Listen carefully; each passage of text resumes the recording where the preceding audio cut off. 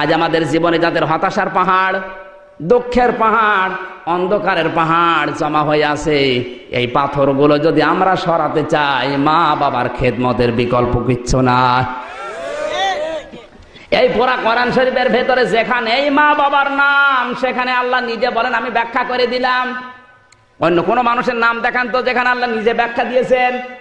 কোন মানুষের নাম নেই, শুধুমাত্র মা বাবার নাম যেখানে আল্লাহ দিয়েছেন, সঙ্গে সঙ্গে আমার আল্লাহ নিজের থেকে ব্যাখ্যা দিয়েছেন।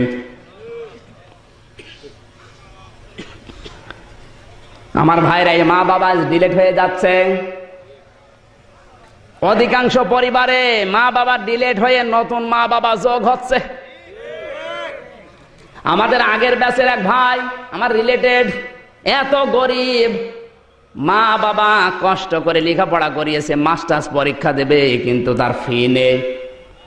মা বাবা বাধ্য হয়ে রোজা রেখেছে দুইজন, যেহেতু রোজা রাখলে 2 বার খাবার খাওয়া লাগে, 1 বার খাওয়া লাগে না।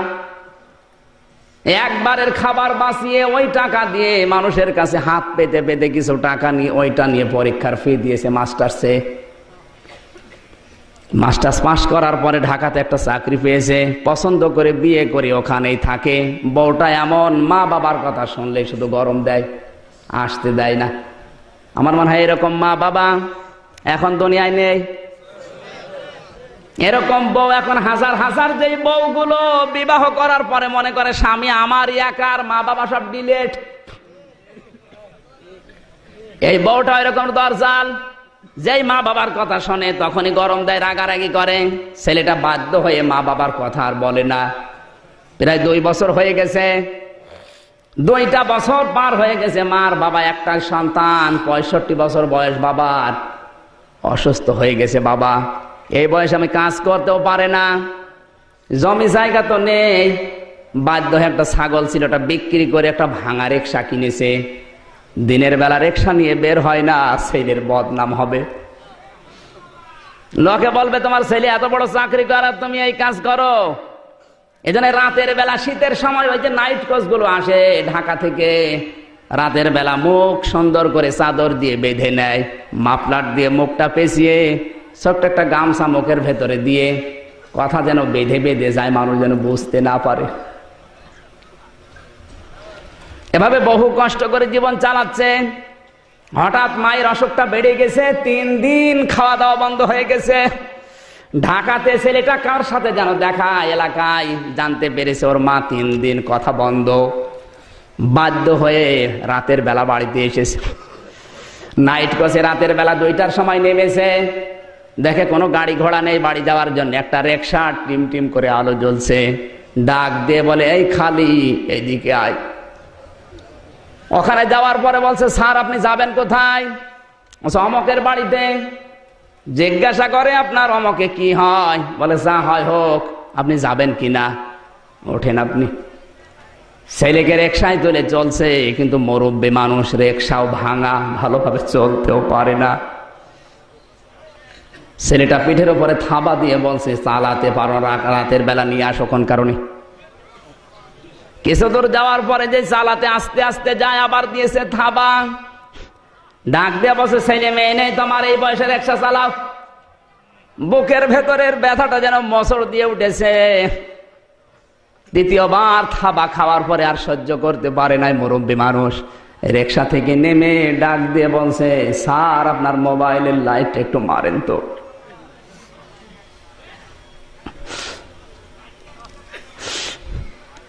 মোবাইলের লাইট একটু বের করেন তো। নিজের চাদর আর মাফলার খুলে ডাক দিয়ে বলছে স্যার আপনি দেখেন তো আমাকে চিনতে পারেন কিনা।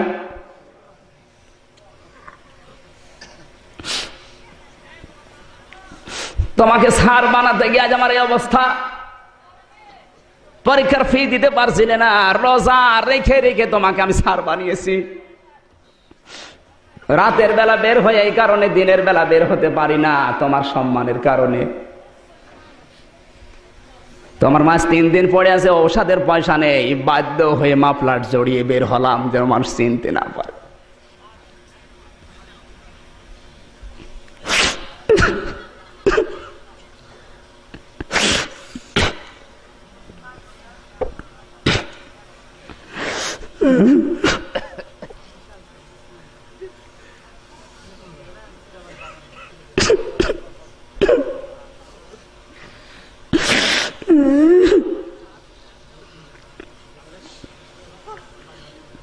ও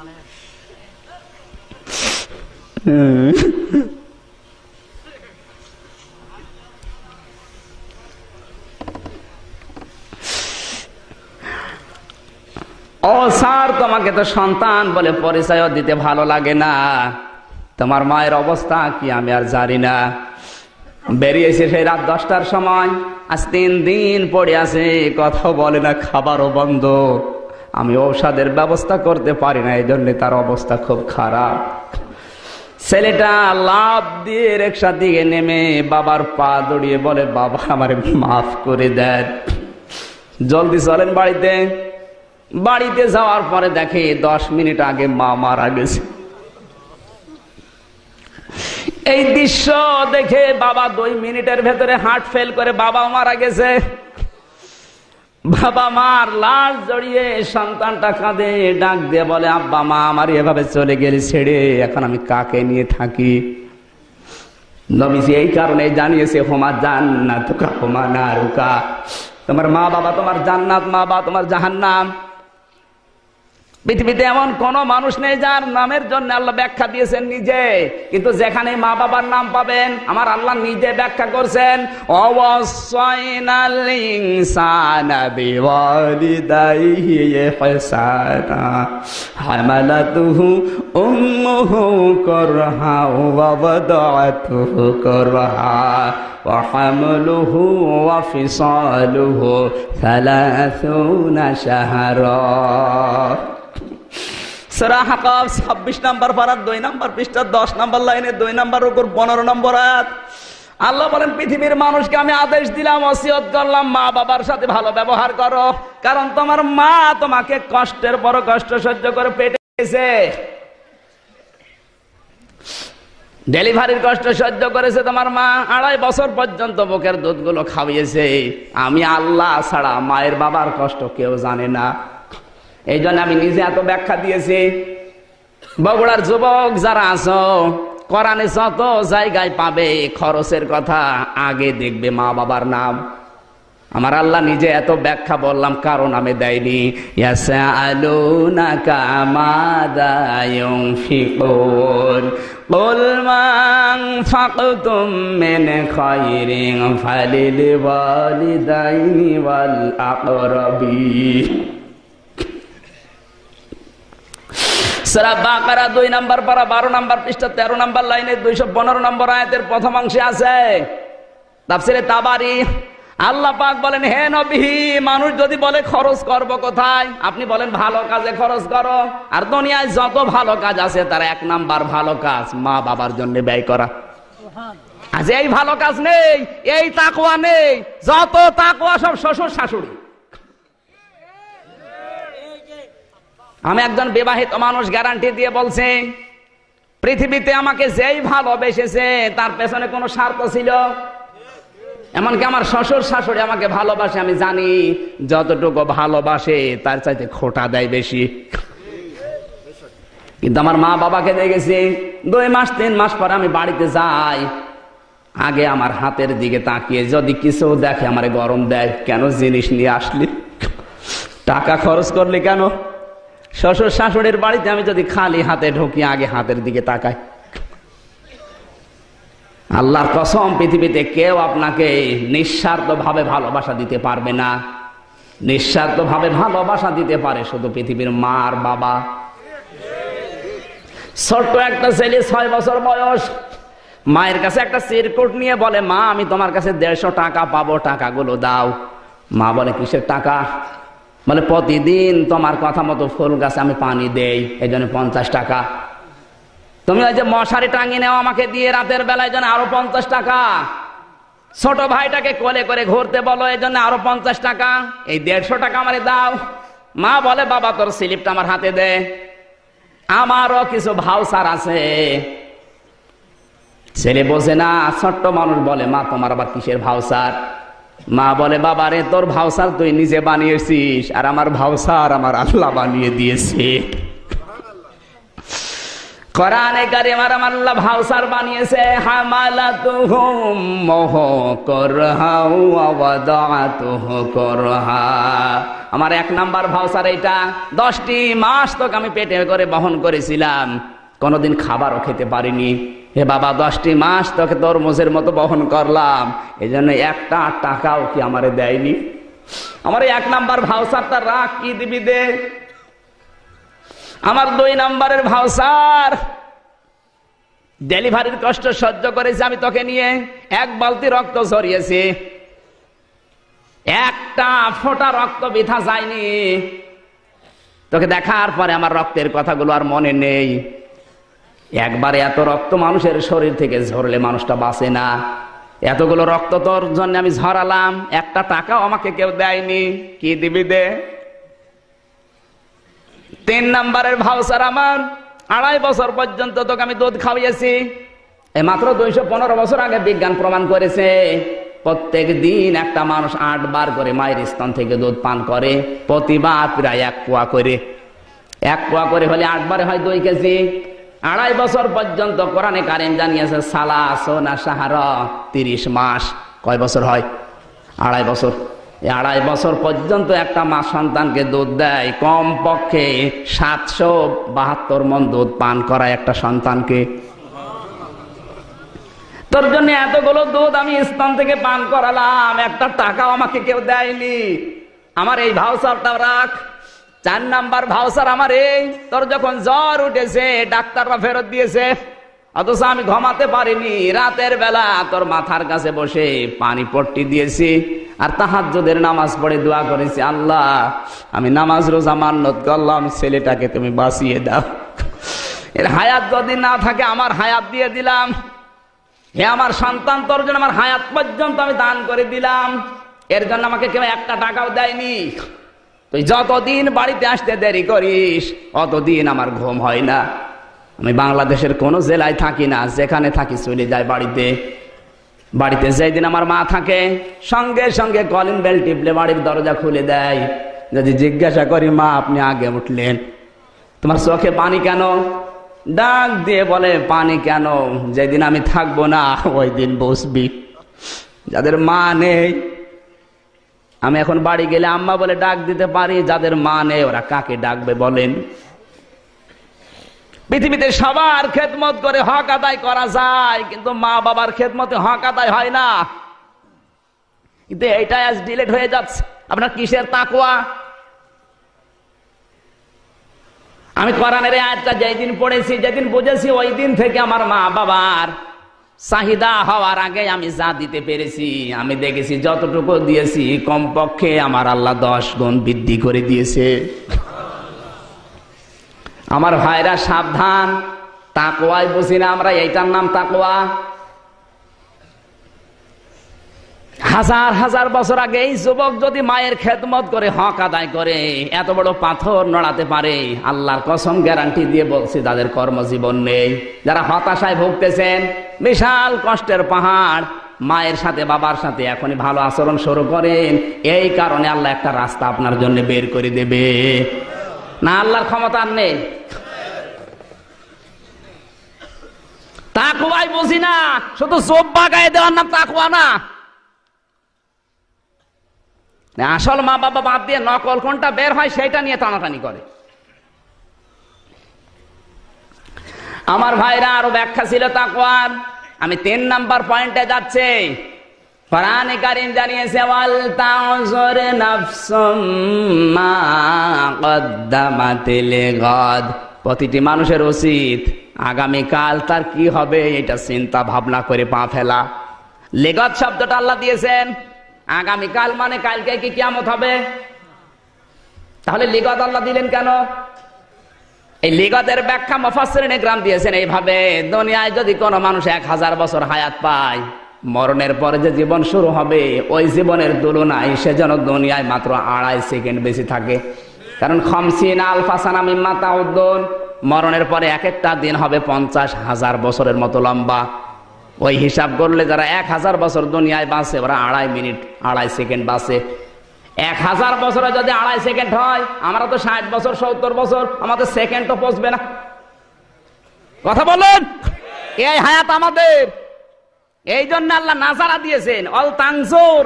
আল্লাহ কিন্তু র দিতে পারতেন, র মানেও দেখা, নাজারা মানেও দেখা। র না দিয়ে নাজারা দিলেন কেন? র মানে সাধারণ ভাবে দেখা, আর নাজারা মানে গবেষণা করে দেখা। প্রতিটি মানুষের উচিত যারা ঈমান এনেছে, আল্লাহকে ভয় করে, ওরা যেন নজর করে দেখে যে তার অবস্থা কতটুকু, তার সম্বল কতটুকু হয়েছে আখিরাতের। আর শুধু পাঠালেই হবে না, পরবর্তীতে আবার আল্লাহ দিয়েছেন আত্তাকুল্লাহ, আবার বলছি ভয় করো। প্রথমে দিলেন তাকওয়া, আবার তাকওয়া কেন? তাফসিরে লিখেছে পরের তাকওয়া, আগের তাকওয়া ভয়, আর পরের তাকওয়া সাবধান। আল্লাহ বলছেন যা পাঠাবে আগামী দিনের জন্য, পরকালের জন্য, পাঠালেই হবে না, চিন্তা ভাবনা করে নির্ভেজাল হওয়া লাগবে। এই আয়াতটা পড়েছে ইমাম ইবনে কাইয়্যিম রাহমাতুল্লাহ আলাইহি। তিনি বাজারে যাওয়ার পর একটা লোককে 100 টাকা দিয়েছে সদাই কেনার পর। দোকানদার বলে হুজুরের টাকাটা অচল, কারণ এর মাঝখানে যে দাগটা থাকার দরকার দাগটা নেই, আপনি নিয়ে যান। যেই বলেছে নিয়ে যান, অজ্ঞান হয়ে গেছে। লোকজন বলে দোকানদার হুজুরকে মেরেছ, বলেন না আগে হুঁশ ফিরান। বাতাস দিয়ে পানি দিয়ে যখন হুঁশ ফিরেছে, বলে আপনি অজ্ঞান হয়ে গেলেন কেন? অজ্ঞান হয়েছে এই কারণে 100 টাকা ওকে দেওয়ার পরেও বলছে এটা অচল, মাঝখানে দাগ থাকার ছিল, দাগটা নেই। আমি চিন্তা করলাম আমারও তো একটা জীবনের 100 টাকা আছে, তার নাম হায়াত। আমার এই 50, 60, 70 বছরের একটা হায়াত। আমি যদি এখনই মারা যাই, আর মহান আল্লাহ যদি হায়াতটা নিয়ে ওলট পালট করে বলে বান্দা এটা তো অচল, এর ভেতরে শিরিক পাওয়া যায়, এর ভেতরে বেদাত পাওয়া যায়, এর ভেতরে মানুষ হত্যা করার গোনা পাওয়া যায়, বনের সম্পদ ফাঁকি দেওয়ার গোনা পাওয়া যায়, এই আমল নামা আমার জান্নাতে যাওয়ার মতো না। আমার কি হবে তখন? ওই চিন্তা করে আমার অজ্ঞান হয়ে গেছি আমি। তারা কি সেন্স নিয়ে চলেছে, আর আমরা কোন ধান্দায় আছি? আল্লাহ এমনি নাজারা দেয়নি, গবেষণা করেন। এখনই মারা গেলে বিশাল জীবন সামনে, পার হবেন কোন কায়দায়, ওইটা চিন্তা ভাবনা করে পা ফেলেন। এর নাম নাজারা। এর নাম কি? ওয়াল তানজুর। ইন্নাল্লাহা খাবীরুম বিমা তা'মালুন। আল্লাহ পাক বলেন প্রতিটি মানুষের উচিত নজর করে বিশাল জীবনের জন্য প্রস্তুতি নেওয়া, কারণ আমি আল্লাহ কিন্তু তাদের সব আমল সম্পর্কে জানি। কোরআনের এক একটা শব্দের ভেতরে এত কথা লুকিয়ে আছে, শুধু টেনে টেনে বের করা দরকার। কিয়ামত পর্যন্ত আলোচনা করলে আয়াত শেষ হওয়ার কথা না, এত কথা লুকিয়ে দিয়েছেন আল্লাহ। আর বাংলাদেশের অবস্থা এখন এই তাফসির মাহফিলের নামে, ওয়াজ মাহফিলের নামে কোরআনের কথা নেই, খালি কিচ্ছা কাহিনী আজে বাজে। কোন বাবা কি করেছে ওই ঘটনা 2.5 ঘন্টা শেষ। এগুলো হয় বেশি বগুড়ায় আর সিরাজগঞ্জে। এই তোফাজ্জল হোসেন ভৈরবী, আব্দুল খালেক শরীয়তপুরী, এই ভণ্ডগুলো আসে কোরআনের নাম নিয়ে। এত করে একটা আয়াত নেই, একটা হাদিস নেই, একটা ব্যাখ্যা নেই, একটা বিশ্লেষণ নেই। কোন সাপের কাহিনী পাইছে, ওর নাম দিয়েছে দেখেন সাপের কাহিনী, বাঘের কাহিনী। সিরাজগঞ্জ রোডে ওয়াজ হচ্ছিল, আমার আগে ওয়াজ করছে একজন ভাইরা আমার, ইমানদার বাঘ আর বেঈমান বাঘ। বাঘ আবার ইমানদার হয়? সিটারি করার জায়গা পাও না, বলছে হুজুর এগুলো না বললে মানুষ বসবে না। কোন ধান্দা বলে? কোরআনের মাহফিল একটা শব্দ ব্যাখ্যা করলে রাত শেষ হয়ে যাওয়ার কথা। যেহেতু একটা শব্দ নিয়ে কেউ যদি আলোচনা করে 500 রাকাত নফল নামাজের সওয়াব হয়। এখানে 1 ঘন্টা যদি কোরআনের পেছনে কেউ সময় দেয়, বাড়ি যাওয়ার আগে আল্লাহ 500 রাকাত কবুল হওয়া নামাজের সওয়াব দিয়ে দেবে। আর যদি কিচ্ছা কাহিনী শোনেন, সওয়াবের দায় আরো গোনা হবে। এজন্য যারা আসবে বগুড়াতে, এটা আলেমদের শহর, যারা আসবে বগুড়ায় বলবেন কোরআন শরীফ হাতে নিন, এক একটা শব্দের 4-5টা করে অর্থ বের করেন, তাফসিরের নাম বলে আমাদেরকে বোঝান। বাবার কাহিনী শোনার জন্য আমরা বসে নেই। কথা বলেন, পারবেন কিনা? এই কারা কারা পারবেন দেখি? লিল্লাহি তাকবীর। দেখেন তো হাত তোলেনি কে? সম্মানিত ভাইরা, এই হাত নামান। সামনে আমাদের গুরুত্বপূর্ণ নামাজ ফজরের, এরপরে সকালে কর্মজীবন আছে। আমি এখানে 11টায় যদি পৌঁছাতাম, অথবা আজকে যদি মাহফিলটা না থাকতো, 10টায় উঠলে 12টায় 2 ঘন্টা আলোচনা করলে খুব ভালো হতো। আমিও মাফ চাচ্ছি, কর্তৃপক্ষকে মাফ চাইতে বলবেন। দোষ ওদের বেশি, তারপরে আমার দোষ, যেহেতু আমি ছিলাম না, আমার দোষ দিতে পারবেন না। লোকটা হয় হোসাইনের দোষ, নাই কর্তৃপক্ষের দোষ। আমি মাফ চেয়ে নিচ্ছি। আমি আগামী থেকে 2টা মাহফিল করি না ভাই, আজকে মানে কায়দায় পড়ে গেছি। আজকে পর্যন্ত আবার যদি আসি, যেহেতু 2 জায়গায় কথা বলা লেগেছে, গলা ব্যথা করছে, আর আমার দিয়ে আপনারা চাষ করে খাবেন। আমি যদি মারা যাই, ওয়াজ মাঠে মারা যাবে। আবার সামনে বছর যদি সময় পাই আগে আসব। আজকে এ পর্যন্ত শেষ করে মোনাজাত করেন। আমি যেহেতু এখনো 40 দিন পার হয়নি আমার,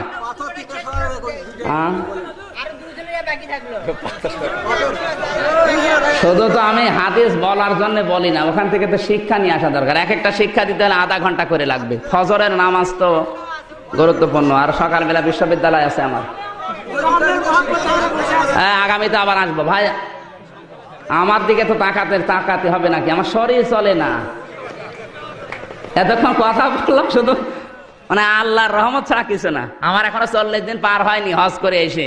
জায়েজ দোয়া করলে ইনশাল্লাহ কবুল হবে। আর যেহেতু এখন তাহাজ্জুদের সময়, সবাই আস্তাগফিরুল্লাহ পড়েন। এই ফাঁকে সভাপতি সাহেব শেষ কথা বলে মোনাজাত করব।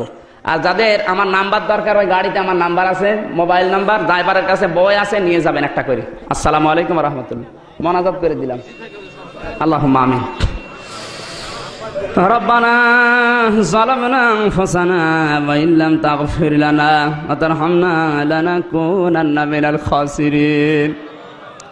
হে বিশাল আসমানের মালিক, বিস্তীর্ণ জমিনের মালিক, তোমার এত বড় সৃষ্টির তুলনায় আমাদের এই হাত দুইটা বড় ছোট্ট। এই ছোট ছোট দুইটা হাত করার শুনতে এসে হাত তুলেছি। তাহাজ্জুদের সময় এখন।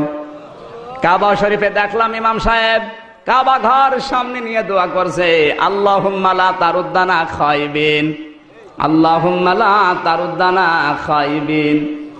হে আল্লাহ, তুমি একেবারে খালি হাতে ফেরত দিও না। বগুড়ার এই মাটিতে তোমার হাজার হাজার বান্দা বান্দি, রাত 2টা পার হয়ে গেছে, এরপরও এদের কোরআনের নেশা কাটে না। সারা রাত যদি আয়াতটা আমি বসাতাম ব্যাখ্যা করে, কেউ চলে যেত না। আল্লাহ ফজরের নামাজের দিকে তাকিয়ে, সকালে কর্মজীবনের দিকে তাকিয়ে আমি শেষ করে দিলাম। ওমরকে যেভাবে হেদায়েত দিয়েছো, এই মানুষগুলোকে তুমি ওইভাবে হেদায়েত দিয়ে দাও। রব্বুল আলামিন, কোরআন শোনার জন্য যাদের এত আগ্রহ, আল্লাহ এদেরকে তুমি জাহান্নামে দিও না। তোমার কুদরতি হাতে দিয়ে গেলাম, তুমি এদেরকে কবুল করে নাও। তোমার হাবিব জানিয়েছে, কোরআনের দিকে যে যতটুকু এগিয়ে আসবে, আল্লাহর রহমত তার দিকে ততটুকু এগিয়ে যাবে।